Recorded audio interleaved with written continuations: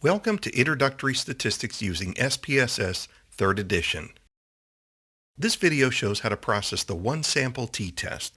You can watch the entire video or use the time slider to navigate directly to any time point.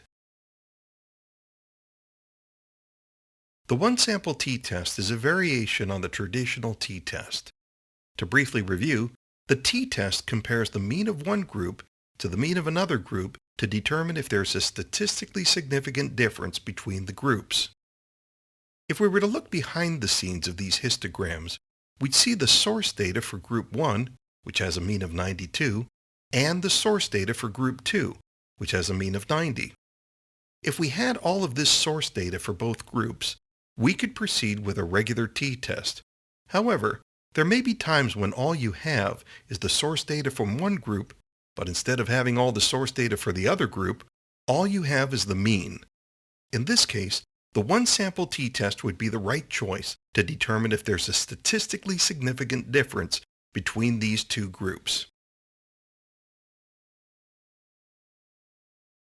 The one-sample t-test has one pre-test requirement, normality, which we'll check for before running the one-sample t-test. This example uses the dataset CH07 example 01 one-sample t-test.sav. To check for normality, click on Analyze, Descriptive Statistics, Frequencies. Move the continuous variable, time, into Variables. Click Charts. Select Histograms with normal curve. Click Continue, and uncheck Display Frequency Tables. Click OK, and it'll process.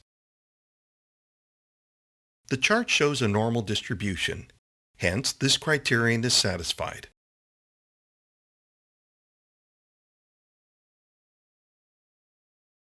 To run the one-sample t-test, click on Analyze, Compare Means, One-Sample t-test. Move the variable containing the source data, time, into test variables. Then in the test value box, enter 90. This is the mean given for the other group where we don't have the source data. Click OK, and it'll process.